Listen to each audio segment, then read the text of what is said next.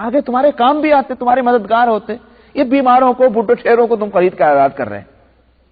تو سیدنا ابوبکر صدیق رضی اللہ عنہ نے اس کا جواب یہ دیا کہ ابا جان, میں تو اللہ کو راضی کرنے کے لیے کام کر رہا ہوں.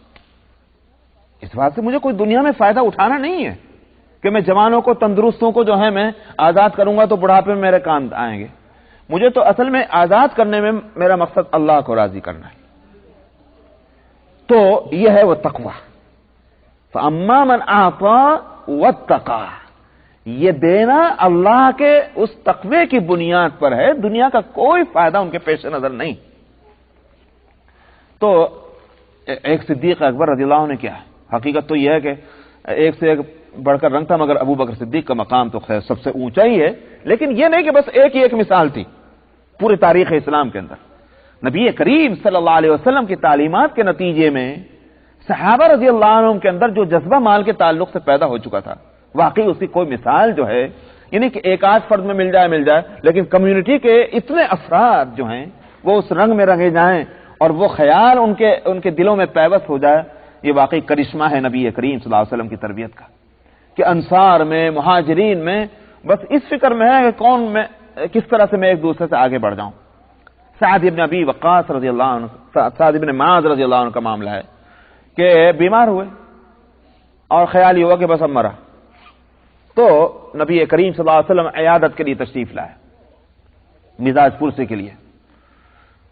عرض کیا, یا رسول اللہ, میرے پاس اللہ کا دیا مال بہت ہے, اور جہاں تک ان بیٹیوں کا تعلق ہے یہ تو اپنا شادی ہو جاتی ہے, ان کے پاس بہت ہے, کوئی مسئلہ نہیں, اور بھی اولاد ہوگی وہ سب کھاتے پیتے ہیں.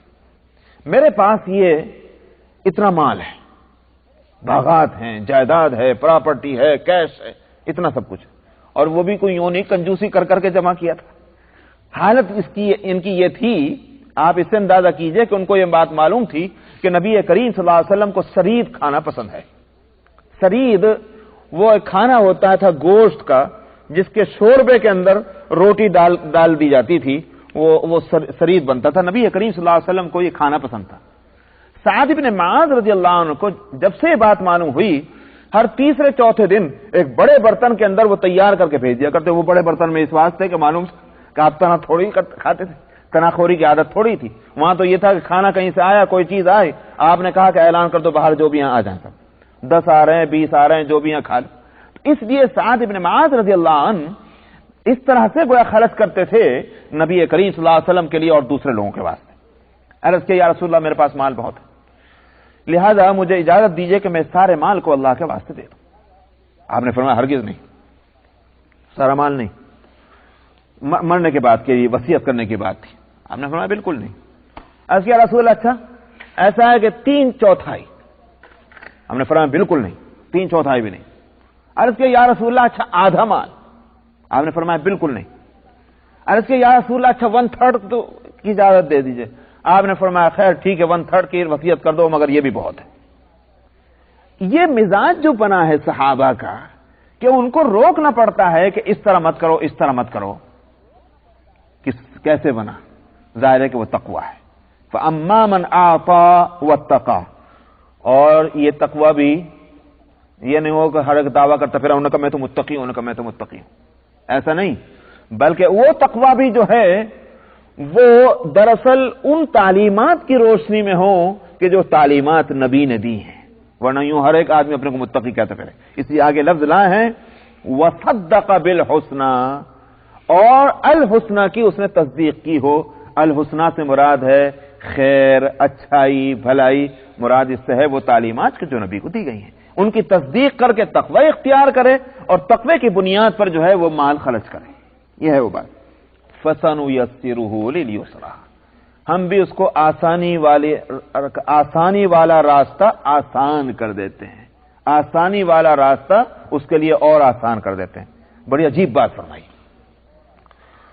آسانی والے راستے سے مراد ہے جنت کا راستہ. بعض نے اس کا ترجمہ یہ بھی کیا عمل خیر, اليسرا سے مراد. اگر عمل خیر مراد لیا جائے تو اس کے معنی کیا ہے کہ ظاہر ہے کہ ہر کام کے کرنے میں آدمی کو دشواری پیش آتی ہے. سردی لگ رہی, سفر کر رہے ہیں, پانی ٹھنڈا ہے, وضو کریں گے کتنی مشکل ہوگی, مگر نماز کا وقت ہے, پانی کے پاس کو بھی جائیں تو کب کبھی آئے ٹھنڈا پانی، سمجھ میں آیا؟ لیکن اب دیکھنا یہ ہے کہ آپ اگر نماز پڑھنی تو وضو کرنی ہے، اور وضو جو ہے وہ تکلیف دہ ہے، اس وقت ٹھنڈا پانی ہے۔ اللہ سبحانہ و تعالی اسی وہ عمل کو کہ ایک آدمی تو وہ بھاگ جائے، انہوں نے کہا بھائی ٹھیک ہے، کوئی مرنا نہیں ہے، نماز بعد میں جا کے پڑھ لیں گے، دوسرا آدمی جو ہے وہ عظیمت سے کام لیتا ہے اور وہ جا کر وضو کرتا ہے اور نماز پڑھتا ہے۔ یہ دو میں فرق کیسے ہوا؟ فرق یہ ہوا کہ اللہ نے اس کو توفیق دے دی، یہ توفیق سے محروم رہا، وہ مشکل عمل بھی اس کے لیے آسان ہو گیا، وہ رکاوٹیں جو تھیں چاہے خارجی ہوں چاہے اندرونی ہوں وہ رکاوٹیں دور ہو گئیں۔ یہ اللہ سبحانہ و تعالیٰ کی طرف سے آسانی دے دینا ہے۔ اب یہ اسرا کا لفظ لائے ہیں عمل خیر کے لیے کہ دنیا میں یوں تو عمل سارے ہی مشکل ہیں، مگر خیر کا عمل جو ہے لوگوں نے غلط سمجھا ہے کہ یہ مشکل ہے، حقیقت یہ کہ وہ آسان ہے۔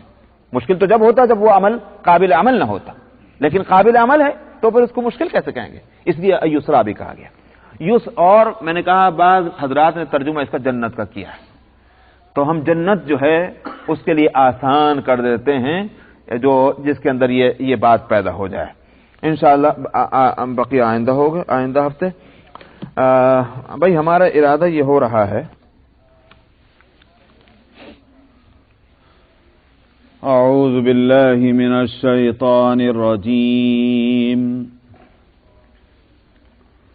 بسم اللہ الرحمن الرحیم، وَأَمَّا مَن بَخِلَ وَاسْتَغْنَىٰ وَكَذَّبَ بِالْحُسْنَىٰ فَسَنُيَسِّرُهُ لِلْعُسْرَىٰ وَمَا يُغْنِي عَنْهُ مَالُهُ إِذَا تَرَدَّىٰ إِنَّ عَلَيْنَا لَلْهُدَىٰ وَإِنَّ لَنَا لَلْآخِرَةَ وَالْأُولَىٰ فَأَنذَرْتُكُمْ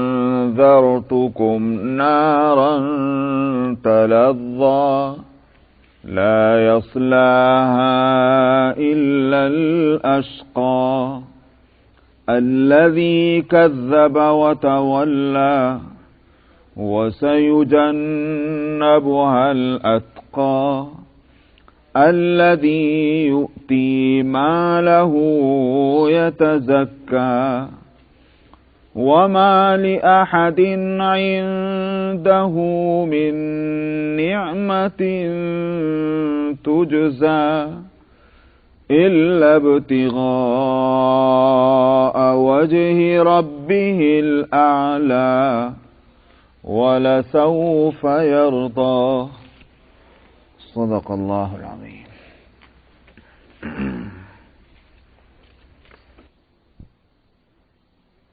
فرماتے ہیں جس نے بخل کیا اور بے پرواہی برتی اور الحسنہ کو جھٹلایا، سو ہم اس کے لیے تنگی کے راستے کی آسانی دے دیں گے۔ ٹھیک جن باتوں کو آیت نمبر 5 اور 6 اور 7 میں کہا گیا، اس کے برخلاف 3 باتوں کو آیت نمبر 8، 9 اور 10 میں کہا گیا۔ یوں کہیے کہ 2 طرح کے لوگ ہیں اور ان کے انجام بالکل مختلف 2 طرح کے ہیں۔ پہلے قسم کے لوگوں میں 3 باتیں ہیں، ان کا انجام ایک ہے۔ دوسرا قسم کے آدمی میں بھی 3 باتیں ان کے مقابلے پر ہیں، اس کا انجام بھی اس سے مختلف ہے۔ پہلے آدمی کی 3 باتیں کیا بتلائی تھیں؟ فَأَمَّا مَنْ أَعْطَىٰ وَاتَّقَىٰ وَصَدَّقَ بِالْحُسْنَىٰ، یہ 3 باتیں تھیں اور اس کا انجام بھی بتلایا تھا۔ جس نے دیا اور تقوی کی راہ اختیار کی اور الحسنہ کی تصدیق کی، سو ہم اس کے لیے الیسرا آسان کر دیں گے۔ تو الحسنہ سے مراد کیا ہے اور الیسرا سے مراد کیا ہے؟ پچھلے ہفتے میں اس پر رک گیا تھا، مختصراً بتلا دیا تھا لیکن تفصیل میں نہیں آیا تھا۔ الحسنہ سے، الحسنہ کا اردو ترجمہ ہے بھلی بات، اچھی بات۔ یہاں میں پہلے ایک بات بتلاؤں کہ جس فن کی کوئی کتاب ہوتی ہے، اب اگر اس فن میں کسی بات کو اچھا کہا جا رہا ہے تو وہ اسی فن کی اچھی بات ہوگی، جس بات کو برا کہا جا رہا ہے وہ اسی فن کی بری بات ہوگی۔ مثلا آپ میڈیسن کی کوئی بک لے لیں، اس میں کہا جا رہا ہے کہ یہ بہت اچھی بات ہے، اس کا مطلب یہ نہیں کہ وہ جنت میں جانے والا راستہ بتلا رہے ہیں، اس کا مطلب یہ نہیں ہے کہ روڈ اور برج بنانے کے تعلق سے کوئی بات اچھی کہی جا رہی ہے۔ جس فن کی جو کتاب ہوگی اس میں کسی بات کو اگر اچھا کہا جا رہا ہے اور غلط کہا جا رہا ہے وہ اسی فن سے متعلق ہوگا۔ قرآن ہدایت کی کتاب ہے، اس میں جب کسی بات کو اچھا کہا جائے اور بھلی بات کہا جائے تو مطلب کیا ہے؟ ہدایت کے تعلق سے وہ بات بہت اچھی ہے۔ جب کسی بات کو برا کہا جائے اس کا مطلب یہ ہے کہ ہدایت کی نسبت سے وہ بات بہت بری ہے۔ تو الحسنہ جب قرآن میں کہا جا رہا ہے تو وہ بھلی بات کون سی ہو سکتی ہے؟ اور لفظ لا ہے اس کا مطلب یہ ہے کہ وہ جانی پہچانی بھلی بات ہے۔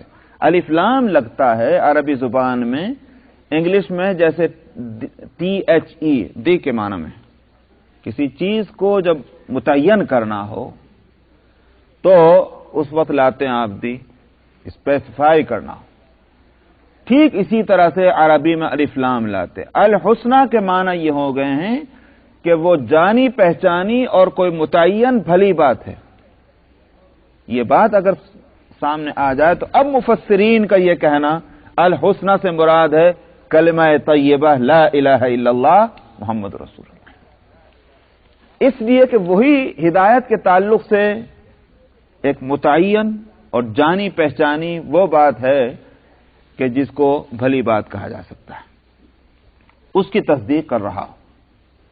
جب اس کی تصدیق کرنے کے معنی یہ نہیں ہے کہ خالی وہ ایک الفاظ ہیں اور ان الفاظ کی تصدیق کر دی جائے، بلکہ یہ کہ اس کے معنی اور اس کے جو یوں کہ یہ اثرات زندگی پر پڑتے ہیں وہ ایک حقیقت ہے، کانسیپٹ ہے لا الہ الا اللہ محمد رسول اللہ کا، تو اس کی تصدیق کرنے کے معنی یہ ہے کہ اس کے جتنے اثرات پڑ سکتے ہوں اس کے معنی کے ان سب کی تصدیق کر رہا ہے۔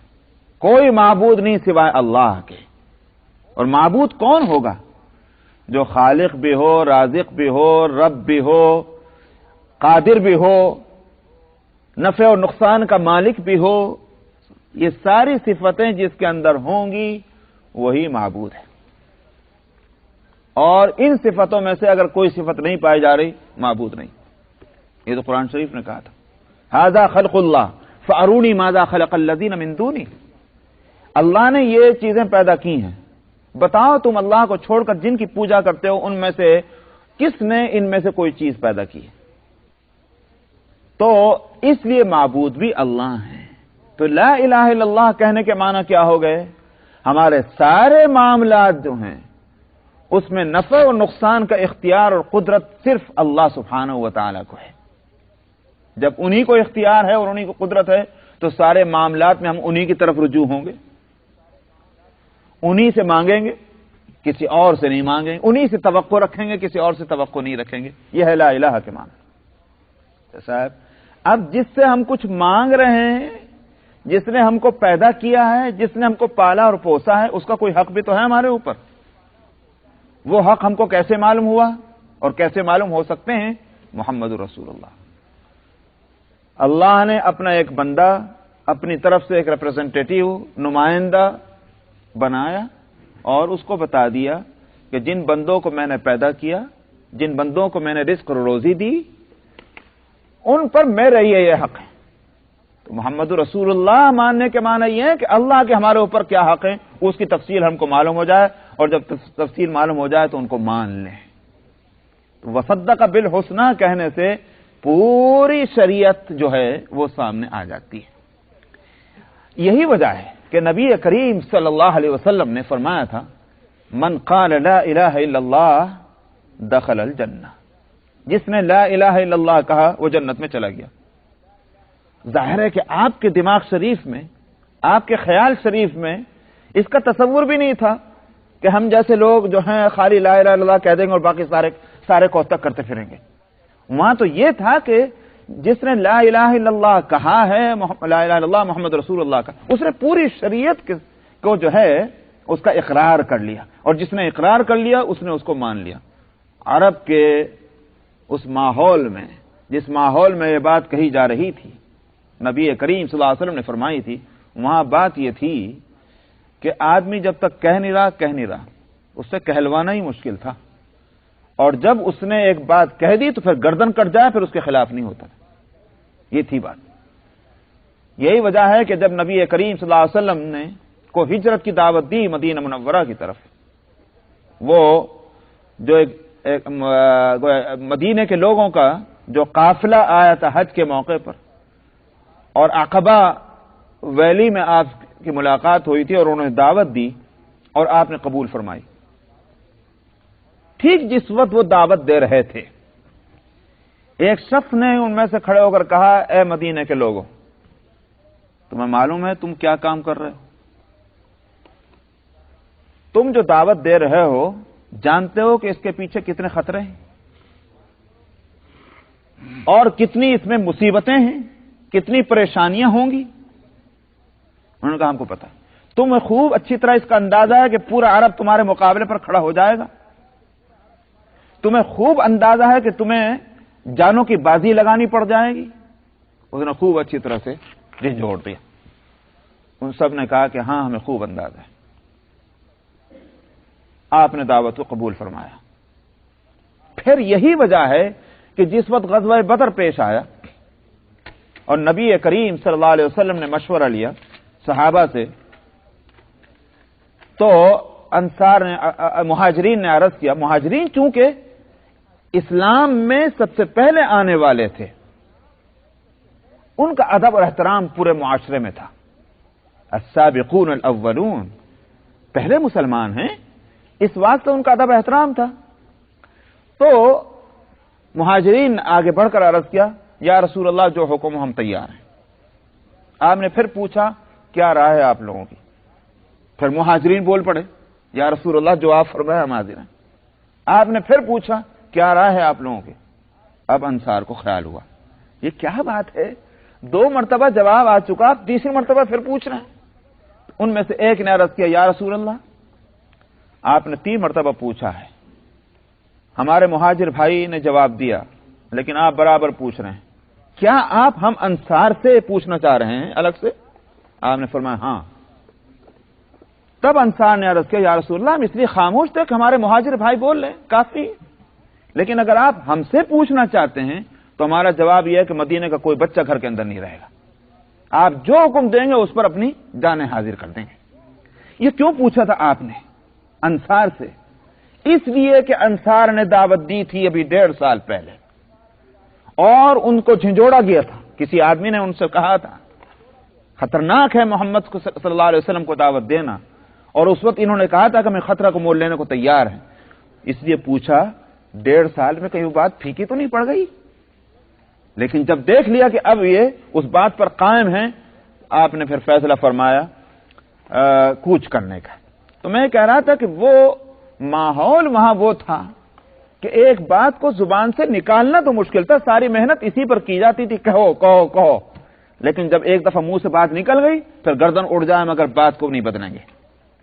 ان ماحول میں، اس معاشرے میں، اس جماعت میں، طبقے کے ان افراد کے سامنے آپ نے فرمایا تھا کہ من قال لا الہ الا اللہ دخل الجنہ. مگر جب آپ سے عرض کیا یا رسول اللہ لوگ جو ہیں وہ اعمال میں پھر کوتاہی کرنے لگ جائیں گے کیونکہ حالات بدلتے رہتے ہیں، تو لوگ کہیں ایسا نہ ہو کہ وہ سست پڑ جائیں اعمال میں، آپ کے اس فرمانے کا مطلب غلط نہ لے. آپ نے فرمایا ٹھیک ہے روک دو. آپ نے اس کی تائید فرمائی. تو میں یہ عرض کر رہا تھا کہ لا الہ الا اللہ محمد رسول اللہ کی تصدیق کرنے کے معنی پوری شریعت اسلامیہ کی تصدیق، وصدق بالحسنى. آگے فسنيسره لليسرى جو فرمایا تھا اس کی جزا. تو میں نے گزشتہ ہفتے بتایا تھا کہ الیسرا سے مراد یا تو جنت ہے، مطلب یہ ہے کہ جنت تک پہنچنے کا راستہ اس کے لیے آسان ہو جائے گا، بھاگا چلا جائے گا. جیسا کہ حدیث میں آتا ہے، نبی کریم صلی اللہ علیہ وسلم نے فرمایا کہ ہر آدمی کو پل صراط سے گزرنے کو کہا جائے گا. وہ پل صراط کیا ہے؟ وہاں وہ پل صراط ہے وہی جس کا نام یہاں شریعت ہے. اسی شریعت کی شکل وہاں پل صراط کی بنے گی. یہاں بھی کہا گیا چلو اس راستے پر، اور وہاں بھی کہا جائے گا چلو. اب جو دنیا میں اس راستے پر جس رفتار سے چلا کہ نہیں چلا، وہاں اس کی وہی حالت ہوگی. جو دنیا میں نہیں چلا وہ وہاں نہیں چل سکے گا، اور جو دنیا میں چلا وہ بھی وہاں چل سکے گا. جس رفتار سے چلا اسی رفتار سے چلے گا. آپ نے فرمایا کہ بعض لوگ تو ایسے ہوں گے، ایسے گزر جائیں گے اس پر سے جیسی ہوا گزر جاتی. معلوم ہوا کہ بڑے تیز رفتار ہیں، دنیا میں بھی خوب تیز رفتار تھے. اس لیے اور بعض وہ ہوں گے کہ جو جس طرح تیز دوڑا کرتا ہے آدمی اس طرح دوڑے گا، اور بعض وہ ہوں گے گرتے پڑتے پہنچ جائیں گے، اور بعض کے بارے فرمایا کہ ان سے چلا ہی نہیں جائے گا، کٹ کٹ کر جہنم میں گر جائیں گے. اسی کو شریعت کے تعلق سے، اسی قرآن کے تعلق سے، شریعت کے تعلق سے خود اللہ میاں نے فرما دیا دنیا میں لوگوں کی رفتار کیا ہوگی. ثم اورثنا الكتاب الذين اصطفينا من عبادنا ومنهم ظالم لنفسه ومنهم مقتصد ومنهم سابق بالخيرات باذن الله. فرمایا ہم نے اس کتاب کا وارث بنا دیا اپنے ان بندوں میں سے جن کو ہم نے سلیکٹ کیا ہے. پھر ان میں سے کچھ تو وہ ہیں ظالم لنفسی، اپنے اوپر گناہ کر کر کے خوب ظلم کر رہے ہیں. وارث ہیں کتاب کے، قرآن ان کے پاس ہے مگر بہت گناہ کرتے ہیں. اسی واسطے مفسرین نے لکھا ہے کہ کبھی کبھی فرائض بھی چھوٹ جاتے ہیں، کبھی کبھی حرام کا بھی ارتکاب کر لیتے ہیں. یہ ہیں وہ لوگ ظالم لنفسی. ومنہم مقتصد، کچھ وہ ہیں جو بیچ کی راہ ہیں.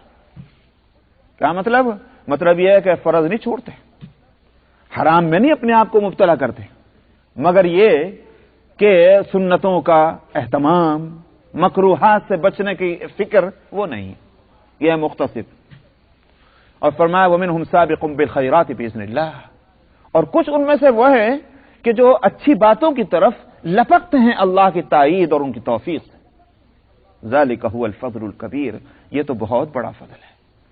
تو جو دنیا میں لپکا کرتے تھے ہر بھلی بات کی طرف، تو جس طرح سے شہد کی طرف اور مٹھاس کی طرف مکھی لپکتی ہے، کوئی انویٹیشن بھیجنے کی ضرورت نہیں، سمجھ میں آیا؟ بلکہ یہ ہے کہ وہ خود ہی آ رہی، اس کی طبیعت ہی تقاضا کر رہی کہ چلو میٹھے کی طرف. جیسے میٹھے کی طرف مکھی لپکتی ہے، اسی طرح کسی بھی بھلی بات کی طرف اگر مومن لپک رہا ہے، یہ سابق. تو دنیا میں رفتاریں مختلف تھیں، آخرت میں بھی رفتار مختلف ہوگی. تو اس لیے اللہ سبحانہ و تعالی دنیا میں جنت کے راستے پر چلنا اس کے لیے آسان کر دیں گے جس نے اللہ کے تقوی اختیار کر کے مال کو خرچ کیا اور اس نے الحسنہ کی تصدیق کی تھی. جنت کا راستہ آسان ہو گیا. بعض نے اس کا ترجمہ کیا الیسرا سے مراد ہے دین، یعنی مسائل دین، احکام دین. بات کوئی زیادہ بدلی بھی نہیں، لیکن چونکہ لفظ بدل رہا ہے میں اس کی بھی تشریح کر دوں. دین کے آسان ہونے کے معنی کیا ہوں گے؟ آسان ہونے کے معنی یہ ہیں کہ آدمی کو محنت تو کرنی پڑتی ہے کچھ بھی کام کرنے کے لیے. اسی واسطے شروع میں لفظ جو آیا ہے، لوٹیے نمبر 4 کی طرف، آیت نمبر 4، ان سعیکم لشتی، تمہاری محنتیں اور کوششیں جو ہیں وہ مختلف ہیں. دنیا میں کوئی کام اچھا ہو یا برا ہو بغیر محنت نہیں ہوتا. آدمی کو کوشش کرنی پڑتی ہے، کم ارادہ کرنا پڑتا ہے، اس کے لیے عمل اس میں صحیح تو ہے. اچھے کام کے لیے بھی صحیح ہوتی، برے کام کے لیے بھی صحیح ہوتی. اچھے کام کے لیے بھی محنت کرنی پڑتی، برے کام کے لیے بھی محنت کرنی پڑتی. تو محنت تو ہے. اب محنت میں اس لحاظ سے فرق ہے کہ بعض دفعہ تو یہ ہوتا ہے کہ طبیعت اس محنت کے لیے آمادہ ہوتی ہے. محنت تو ہے مگر طبیعت آمادہ ہے. اور بعض دفعہ کیا ہوتا ہے، طبیعت اس کے لیے آمادہ نہیں مگر آدمی طبیعت کے خلاف محنت کرتا ہے. تو آسانی دینے کے معنی کیا ہیں کہ محنت تو ہے مگر طبیعت آمادہ ہو گئی اس کے لیے. اب اس محنت نہ کرے تو طبیعت میں بے چینی ہے، محنت کرے تو طبیعت میں سکون ملتا. نماز کا وقت آ گیا، اب نماز جو ہے پڑھنی، محنت تو ہے، وضو کریں گے اور نماز کے لیے جگہ کو پاک صاف کریں گے، کپڑوں کو پاک صاف رکھیں گے، کھڑے ہوں گے، کچھ اپنے اوپر پابندیاں لگانی پڑیں گی نماز پڑھنے کے لیے، ادھر نہ دیکھو ادھر نہ دیکھو، ہاتھ پاؤں مت ہلاؤ وغیرہ وغیرہ. یہ محنت ہے. مگر یہ کہ آسانی ہونے کے معنی کیا ہیں؟ طبیعت آمادہ ہو گئی اس عمل کے واسطے، نہ کرنے میں بے چینی ہے، کرنے میں بے چینی نہیں ہے. سمجھ میں آیا؟ نماز پڑھنے سے سکون ملتا ہے، نماز نہ پڑھنے سے طبیعت میں بے چینی پیدا ہو رہی ہے. اسی طرح سے زکوٰۃ کہ مال اپنے پاس موجود ہے، اب وقت آ گیا، وہ سال گزر گیا، اب بے چین ہو رہی طبیعت. سمجھ میں آیا؟ اتنی بے چینی ہے کہ اب معلوم ہوتا ہے کہ جیسے بدن میں کھجلی اٹھ رہی ہے. جب تک کہ حساب لگا کر وہ مال نہ نکال دے طبیعت میں چین نہیں پیدا ہو رہی ہے.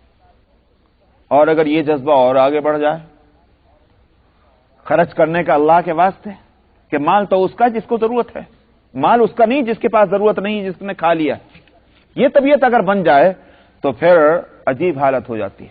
نبی کریم صلی اللہ علیہ وسلم کے بارے میں ہے، ایک روز رات کو آپ آرام کرنے کے لیے لیٹے، تھوڑی دیر کے بعد آپ فوراً اٹھ گئے.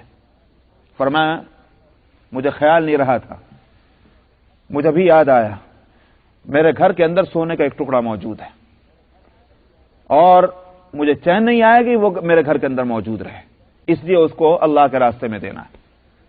یہ طبیعت بن گئی ہے کہ کوئی چیز جو ہے وہ اس طرح سے جو ضرورت سے زائد ہو، جس کا ہمارے پاس کوئی استعمال نہ ہو ہماری زندگی میں، وہ گھر کے اندر کیوں رہے، لہذا ان لوگوں تک پہنچ جائے جن کو ضرورت ہے. یہ طبیعت بن گئی ہے. تو چین نہیں آئے گی جب تک کہ وہ کام نہ کر لے. تو اس لیے الیسرا کے آسانی دینے کے معنی یہ ہیں کہ اس پر عمل کرنا اب اس کے دل کا جذبہ بن گیا. اور یسرا یوں بھی کہا، عجیب بات ہے، آسان کر دیا کس کو؟ اس عمل کو. وہ عمل کیسا ہے؟ اس کے لیے فرمایا یسرا، وہ خود آسان ہے. لوگ یہ سمجھتے ہیں کہ شریعت پر چلنا مشکل ہے، اللہ سبحانہ و تعالیٰ اس کا نام یسرا رکھ رہے ہیں کہ وہ تو یسرا ہے. کیوں؟ اس واسطے دیکھیے میں بتاؤں آپ کو کہ جب آپ شریعت پر عمل کرنے لگ جائیں شروع میں مشکل پیش آتی ہے، لیکن جب آپ اس کے عادی بن جائیں، نمازی بن گئے، روزے دار بن گئے، صدقہ خیرات کرنے والے بن گئے، آپ کا مزاج بن گیا، دکھلاوے کے لیے نہیں ہے، کسی خاص ٹائم اور وقت کے لیے نہیں، بلکہ آپ نے مزاج بنا لیا کہ اللہ کے لیے سارے کام کرنے ہیں. معلوم ہے کیا ہوتا ہے؟ پھر یہ ہوتا ہے کہ اس کے بعد پورا معاشرہ اور سوسائٹی کیسی بھی ہو، اس میں گنہگاروں کی کثرت ہو، فاسقوں اور فاجروں کی کثرت ہو، لیکن یہ انسان جو ہے یہ پوری سوسائٹی کے آنکھ کا تارا بن جاتا ہے. سمجھ میں آیا؟ ہر آدمی اس کی عزت کرتا ہے. یہی تو وجہ تھی کہ مکے کے اس ماحول میں کہ جہاں فسق و فجور اور ظلم و ستم اور عام تھا، اس دور کو تو دور جاہلیت ہی کہا جاتا ہے، لیکن نبی کریم صلی اللہ علیہ وسلم کو آخر صادق اور الامین کیوں کہا جا رہا تھا؟ سمجھا؟ کیوں کہا جا رہا تھا؟ صرف اس لیے کہ وہ آپ کے اعمال ان کے سامنے تھے، آپ کے اخلاق حسنہ ان لوگوں کے سامنے تھے. ان اعمال اور معاملات اور اخلاق نے بچے کو مجبور کر دیا کہ الصادق اور الامین کو. معاشرہ کیسا بھی بگڑ جائے، لیکن اگر آدمی درست ہے تو اب ہر طرف جو ہے اس کی عزت ہو رہی ہے، لوگ جو ہیں اس کے واسطے جو ہیں بجائے تنگیاں اور پریشانیاں پیدا کرنے کی آسانیاں دے رہے ہیں.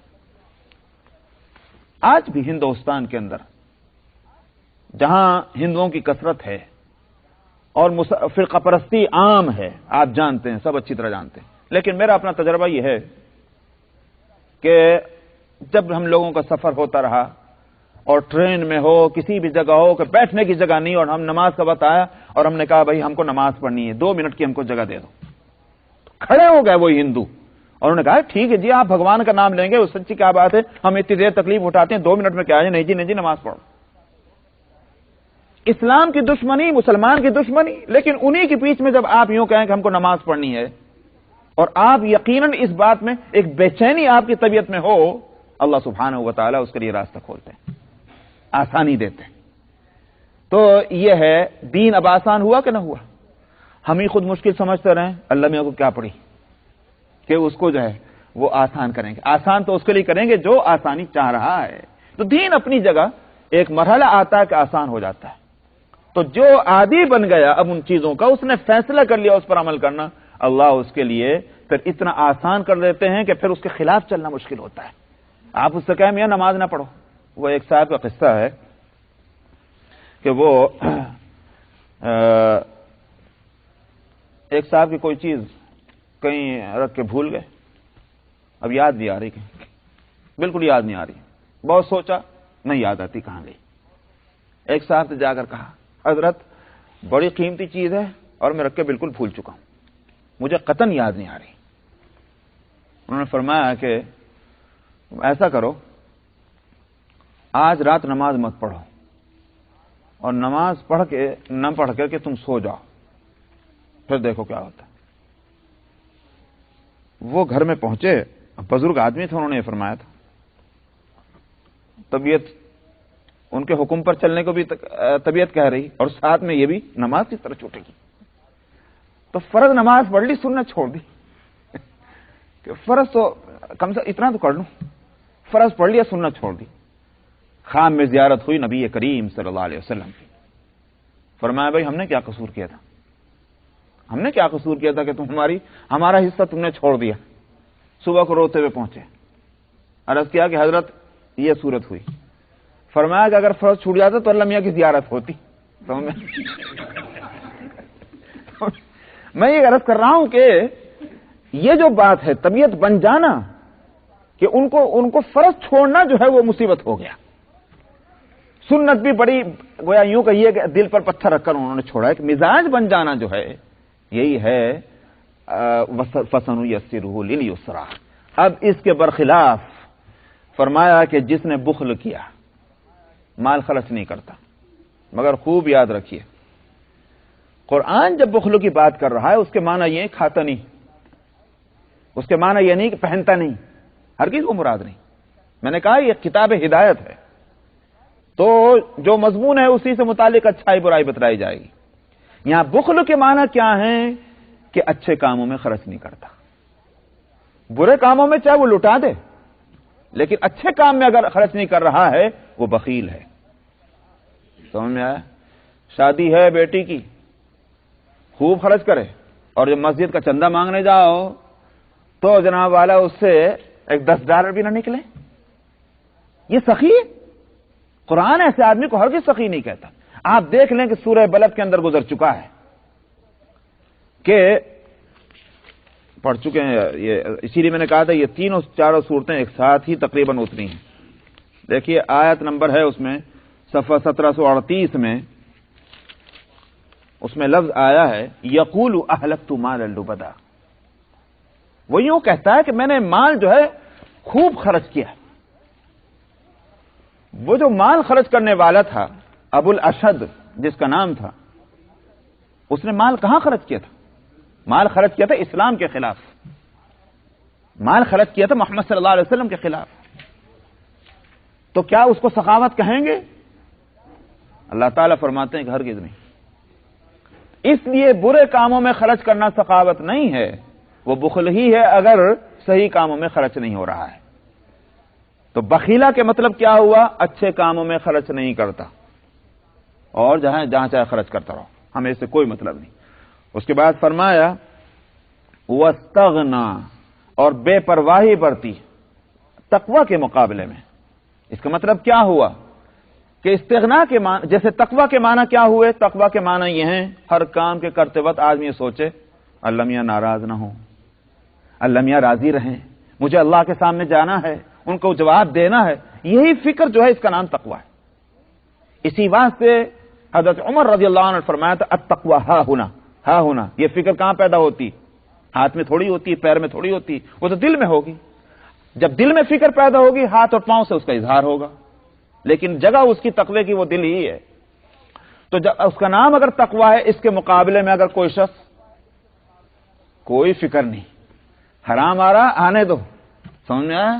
اسی طرح سے اگر نمازیں چھوٹ رہی چھوٹنے دو، اگر جھوٹ بول رہا ہے بول لینے دو، دھوکہ دے رہے دے لینے دو، اس کا مطلب کیا ہوا؟ تقوی نہیں ہے، یہ بے پرواہی ہے۔ اسی کا لفظ لائیں استغنا، وہ لمحے سے بے پرواہ ہو چکا، اسے کوئی فکر ہی نہیں اپنے نفع نقصان کی۔ فرمایا کہ وَكَذَّبَ بِالْحُسْنَى، اور اس نے الحسنى کو جھٹلا دیا۔ چاہے زبان سے نہ کہو کہ میں نہیں مانتا شریعت کو، مگر عمل زندگی بھر کا کیا کہہ رہا ہے؟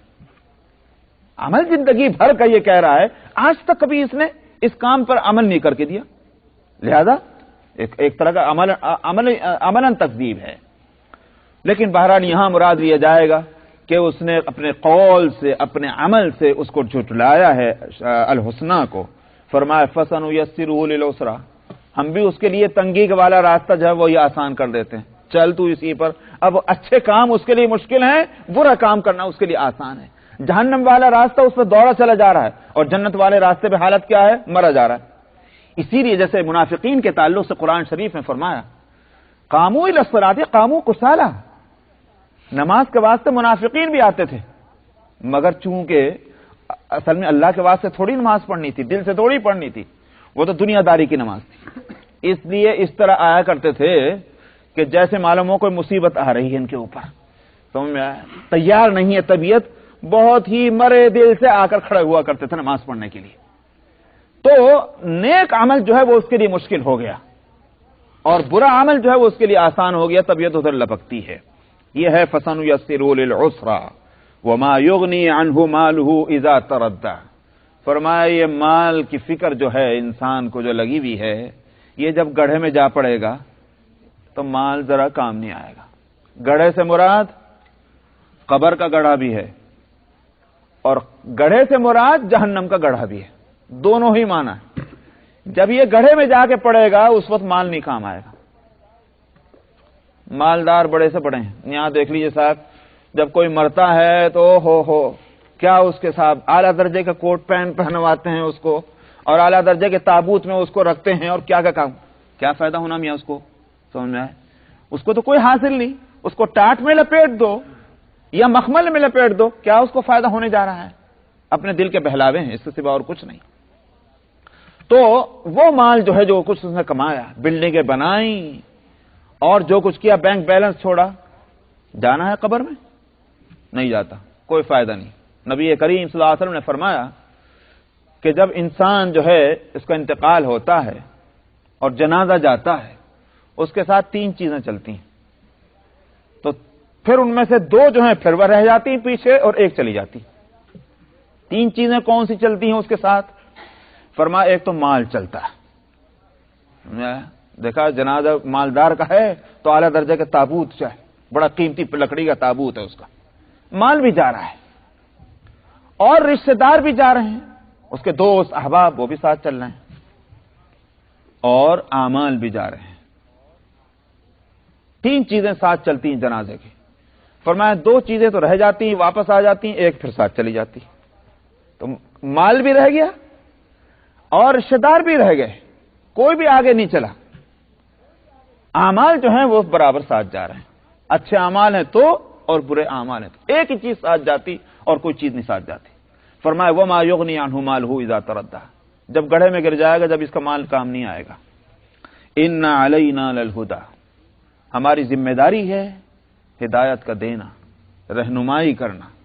تو فَأَلْهَمَهَا فُجُورَهَا وَتَقْوَاهَا سورہ والشمس میں تو وہ فرمایا تھا، یاد رکھیے میری اس بات کو، کہ اللہ نے ایک صلاحیت دے دی کہیں کی اچھائی اور برائی کے سمجھ کی، مگر وہ محض وہ سمجھ اور صلاحیت وہ کافی نہیں تھی جب تک کہ علم نہ آ جائے۔ اور میں نے مثال دی تھی اس وقت کہ آپ دیکھنا چاہتے ہیں، دیکھنے کے لیے 2 چیزوں کی ضرورت ہے، ایک تو آنکھ کے اندر روشنی ہونا، اور ایک باہر روشنی ہونا۔ آنکھ کے اندر روشنی نہیں، باہر جو ہے سورج بھی کتنے بھی آ جائیں آدمی کو نظر نہیں آئے گا، لیکن اندر روشنی ہے اور باہر روشنی نہیں ہے تب بھی نہیں نظر آئے گا، رات کے اندھیرے میں کچھ نظر نہیں آتا۔ آنکھ کے اندر روشنی، دونوں چیزوں کی ضرورت ہے، اندر بھی روشنی ہونا اور باہر بھی روشنی ہونا۔ ٹھیک یہی صورت یہاں ہے، فَأَلْهَمَهَا فُجُورَهَا وَتَقْوَاهَا، اللہ نے اندر صلاحیت عطا فرما دی خیر اور شر کی پہچان کی، لیکن اللہ سبحانہ و تعالیٰ نے باہر سے کیا انتظام فرمایا؟ انبیاء علیہ الصلوۃ والسلام کے ذریعے سے ہدایت کا انتظام فرمایا. سمجھ میں آیا؟ یہ باہر کی روشنی ہے جس کا نام علم ہے. اس لیے جو لوگ یوں کہا ارے ہمارے پاس تو عقل ہے، ہم عقل سے بھی سمجھ سکتے ہیں. ارے بھائی عقل تو ہے بے شک، مگر علم بھی ہے کہ نہیں؟ علم بھی ہونے کی ضرورت ہے، علم صحیح، کہ نبی سے براہ راست وہ واسطے صحیح واسطوں سے، اگر براہ راست نہیں تو صحیح واسطوں سے وہ علم نبی سے ہم تک پہنچے. اور نبی کے پاس وہ علم کہاں سے آیا؟ اللہ سبحانہ و تعالیٰ کے پاس. تو وہ اللہ کا علم ہم تک آیا ہو تو بات وہ صحیح ہوگی. اگر اس علم کی ترازو پر تولیے اور غلط ہے، عقل کی ترازو میں چاہے کتنا بھی صحیح ہو، صحیح نہیں ہوگا وہ. تو یہاں اس کو فرمانے وَإِنَّ عَلَيْنَا لَلْهُدَىٰ، ہماری ذمہ داری ہے رہنمائی کرنا. وَإِنَّ لَنَا لَلْآخِرَةَ وَالْأُولَىٰ، سو اپنی ذمہ داری کو پورا کرتے ہوئے ہم نے نبی بھیج دیا. اب آگے تم نے جو راستہ اختیار کرنا ہے وہ کر لو. آخرت اور دنیا، آخرت کے مقابلے میں الاولا دنیا کو کہتے ہیں. آخرت اور دنیا جو ہیں یہ دونوں ہماری ہیں. کیا مطلب؟ ہمارا اختیار ہے.